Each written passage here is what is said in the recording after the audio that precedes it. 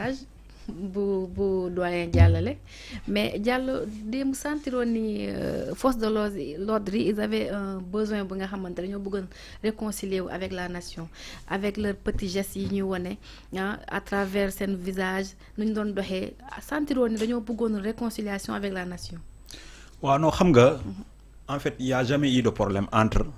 les forces de défense et de sécurité et les populations sénégalaises franchement je pense que problème boobu musul am seen diggante parce que askan bi xam na taxawaay les forces de défense et de sécurité non seulement c'est des forces régaliennes mais aussi dañoo nekk aussi ay forces républicaines amul fenn fooy dem ci armée bi wala ci police maanaam ñu ñàkk laa weg wala ñu ñàkk laa respecté parce que ci xeet bi nga jóge wala ci diine bi nga bokk wala ci dëkk bi nga jóge non moi franchement je ne l'ai pas constaté mais seulement ci dernier instant yi la commencé woon am au niveau des forces de défense et de sécurité des manifestants étaient traqués parce que dafa amoon soit ci localité bu ñu jóge wala dafa amoon ay sant yoo xamante ne dafa doon am yeneen résonance ça aussi il faut nit ñi ñu am courage di ko wax le Sénégal dafa xaw a frôler tuuti lu ñuy wax genre guerre civile wala yeneen affaires yi te loolu pour une nation comme la nation sénégalaise nekk vitrine Afrique yor stabilité Afrique de l'Ouest loolu man dama jàpp ne Sénégal loolu da ko waroon a dépasser mais yàlla def na franchement les bases de la démocratie ak Sénégal fu mu jógee depuis 1960 ba tey fu mu toll nii parce que bu leen fàtte ne 2021 presque 61 ans na d'indépendance ba ñu ñëw ci 2023 bi mu nekk 63 ans ba presque bi ci 2024 bi bu ñu repousser élection yi donc mun nañu ne moom mooy veyu 65 ans yi mais nag duñ ko fàtte mel ni dara xewuloon fii ci ginnaaw xëy na nous avons un grand peuple c'est un peuple boo xam ne dafa am dépassement ci affaire yu bari mature un peuple très mature vraiment bu wonee franchement signe de maturité donc bu ñuy wax ne c'est un peuple mûr loolu mun nga ko nangu mun nga ko gëm parce que boo xoolee ba ci préparation yi nga gis force de défense yi aussi ñoom nu ñu jëlee affaire bi nga gis aussi population yi fekk si leen ci loolu da ngay xam ne en réalité cassure bi dafa amoon des gens yoo xamante dañ fi nekkoon tout simplement pour protéger leur propre intérêt mais en réalité c'est pas aussi toutes les forces de défense et de sécurité ñoo nekkoon ci moule boobu c'est vrai dafa amoon rek lobby bu ndaw mais foofu tamit war nañu mën a def benn diagnostic bu am solo xool ndax ñi ñu jëloon verser leen biir police wala biir gendarmerie ndax ñoom ñoo doon def excès yooyu. du la loi d'amnistie pour xool enquête càmbar xool lu xew. ñan la waaw mais dëgg la mais cette loi d'amnistie quand même dès l'instant qu'elle est interprétative rek elle devient sélective de facto c'est ça aussi le problème de cette loi c'est une loi sélective bon mais lu ñuy wax rek abrogation dafa bëri façon parce que y a l'abrogation express et l'abrogation tacite mais quand même mënoon nañu am rek disposition yoo xamante ne ñoom la ñu mënoon a tëbal aussi ci loi bi bu doon seen problème mooy la loi buñ ko abroger totalement application dans le futur ça pose problème ñii di wax rapporter la loi ñeneen di wax nu mu tudd annuler mais mu doon annulation mu doon lépp mais lan la ñu constitution bi wax mais la loi est rendue au nom du peuple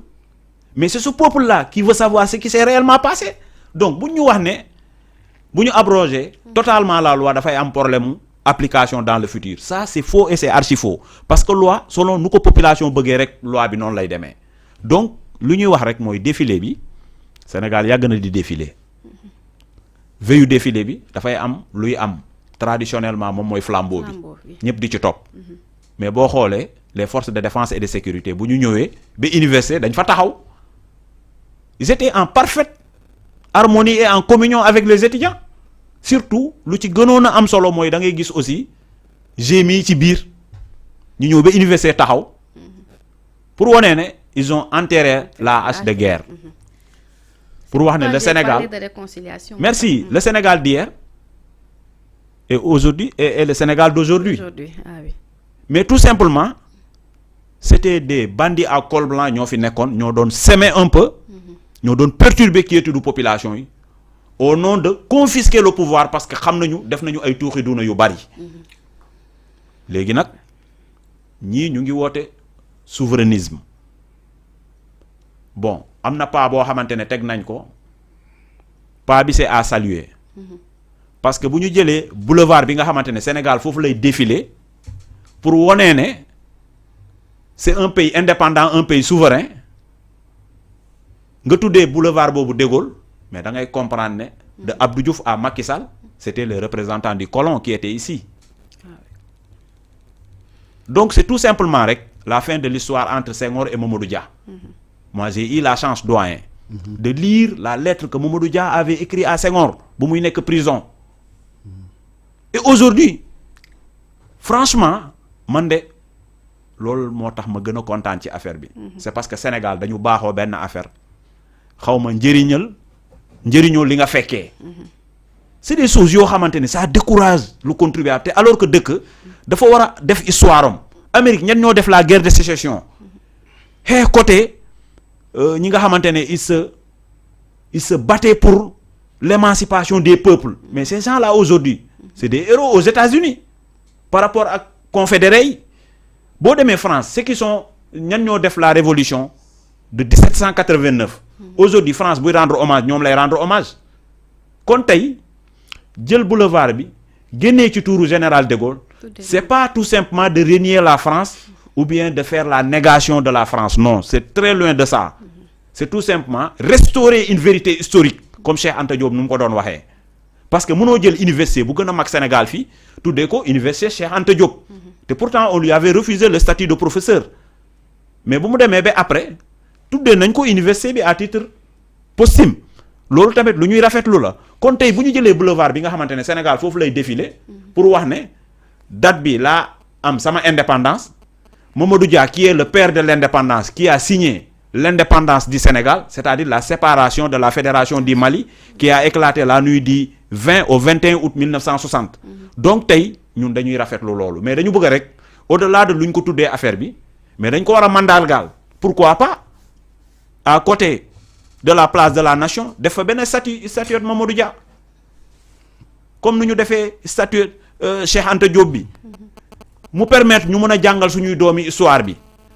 les enseignants aussi surtout ñan ñoo ne ci élémentaire bi parce que aussi c'est là où on commence à éduquer les enfants à mettre les valeurs de la République sur ces enfants là war nañu mën a ñëw visiter ces lieux là lu mel ni université Cheikh Anta Diop mu am moment boo xam ne dañu war a barrer avenue Cheikh Anta yi ces enseignants là ñuy ñëw ak seeni élèves yi visiter université ñëw ci monument wu Cheikh Anta bi taxaw fa ñëw aussi place de la nation taxaw ci monument wu Mamadou Dia bi jàngal xale yi Mamadou Dia boobu dafa jël addunoom yépp parce que daf fi bëggoon teg réforme agraire te quand on parle de croissance endogène en économie d'abord principalement c'est ça l'économie c'est le secteur primaire avant ngay wax secteur secondaire ak tertiaire économie secteur primaire la te dëgg nañu président lu mu wax ci mbay mi ci état bi effort yu mu nekk di fay pour fay maanaam dette bi donc loolu ñun lu ñuy rafetlu lay doon mais nag boo waxee Mamadou Dia ba pare da ngay tudd doomu ndeyam Valdiodio Ndiaye Sénégal il est temps que les héros ñi di leen mettre devant Lamine Senghor devant nu mu tudd la scène politique ou médiatique ñi di leen xam mais pas que ñuy jël di bàkk parce que loolu moo tax dafa facile ku bëgg a jël raccourci sa politique ngay def parce que da nga yaakaar ne foofu nga war a def sa chemin te boo demee politique lu ñuy dëgg détournement en un temps record tu deviens milliardaire. Et ça si on veut vraiment mettre les bases d'un développement durable il faut d'abord rompre avec ça et je pense que ce régime là quel que soit même si ils sont en train de se chercher mais quand même ñu ngi teg ay bases yoo xamante ne c'est des gages de bonne volonté te lu ñuy rafetlu la aussi ça montre que quelque part aussi le président de la République et le premier ministre ils suivent Kéwoulo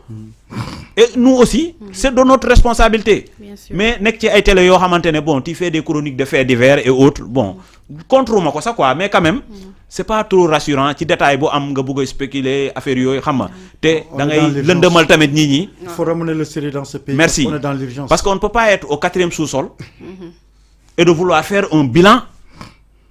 mais je ne sais pas le bilan là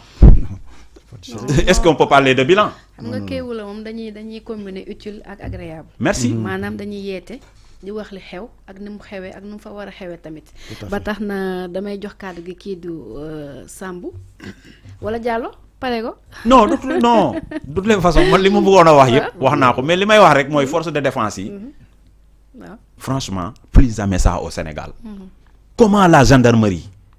les gardes présidentiels naka la ñu mën a accepter ñoom ak ay nervis ñuy servir. ñuy garder le président de la République. Hein? Macky Sall au Fouta tu vois les nervis yor ay gourdin nekk dans le cortège présidentiel. mais loolu naka la ko mën a gendarmerie mën a accepter et Moussa Fall. franchement je ne tire pas sur lui. très loin de ça parce que d'accord moi aussi en général ñu koy jeter comme ça en pâture non ça le Sénégal ne le mérite pas. mais quand même il a laissé passer beaucoup de choses et on dit que ce Moussa Fall là il est rigoureux. Moi je doute franchement. Est-ce que c'est le général qu'on jette en pâture? Est-ce que c'est pas les faits? Est-ce que du fait yi la? Mais les faits c'est le général. En tout cas on a eu de très grands chefs dans la gendarmerie. Oui. Mame Bounama Fall, Wali Faye. Ils étaient de grands chefs. Ils ne ont jamais mêlé leurs mains ou leurs actions dans la chose politique. Papa Lilou. Voilà. Papa Lilou Fall. Est-ce que du nit ki mais les faits la ñuy jeter en pâture parce que li fi jàll tam dafa bëri. waaw loolu moo tax ma ne la. C'est une contradiction à mon avis. Ce Moussa Fall qu'on nous peint étant un homme très rigoureux, un homme d'État qui laisse des nervis infiltrer la garde présidentielle gis président de la République muy dox nga gis ay nervis ci wotom yor ay gourdin et gendarmerie ñu ne la ñoo yor exclusivement la responsabilité d'assurer la sécurité du président de la République dafa mel ni tey les combattants de la liberté de Pastef ñu ne ñooy assurer sécurité Bassirou Diomaye Faye wala Ousmane Sonko ñu mu doon àndal ñoo koy topp loolu ñun duñ ko accepter dans une république organisée ça franchement ñi réussir nañu au moins def rupture bi ak loolu donc ñun loolu la ñuy wax état bi na